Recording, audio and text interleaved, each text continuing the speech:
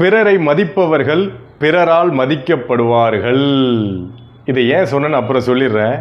நம்ம பருத்திவரன் படத்தில் செவ்வாழைதாசன் வருவார்ல, அவர் சொல்லுவார், என்னையா பெரிய மனுஷன் மதிப்பு இல்லையா அப்படிம்பார்.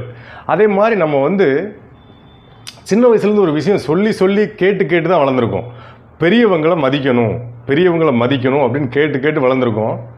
ஆனால் பெரியவங்களுக்கு மதிப்பு கொடுத்தா அதில் மிகப்பெரிய லாபம் இருக்குன்னு யாராவது சொல்லி வளர்த்துருக்காங்களா? என்னையா அது புதுக்கதை சொல்கிற? பெரியவங்களை மதித்தா லாபம் இருக்கா? என்ன லாபம்? சொல்லுங்கள்.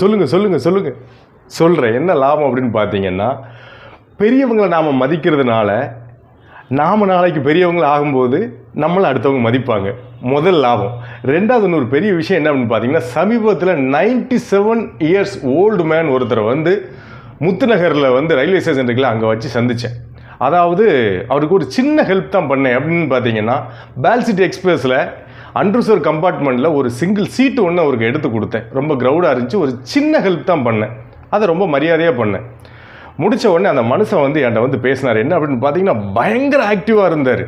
அவர் என்ன சொன்னார்னா, நாளைக்கு நான் சென்னைக்கு போகிறேன், அங்கே 3 பேரை இருக்கான், எல்லா பேரையும் சந்திக்க போகிறேன், மெரினா பீச்சுக்கு போவேன், அங்கே போவேன், இங்கே போவேன் அப்படின்னு ரொம்ப சந்தோஷமாக ஆக்டிவாக இருந்தார்.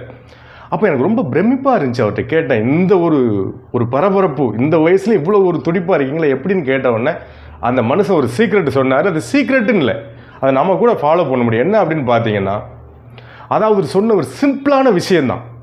நான் இந்த வயசில் இவ்வளோ எனர்ஜியாக இருக்கேன்னா அதுக்கு ஒரு சின்ன காரணம் மட்டும்தான், உணவு பழக்க வழக்கங்களை ரொம்ப கரெக்டாக இருப்பேன்.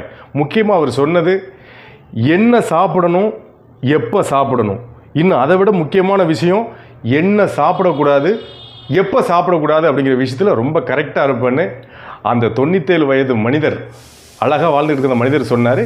அதை உங்கள்கிட்ட சொல்லிட்டு மீண்டும் சரி.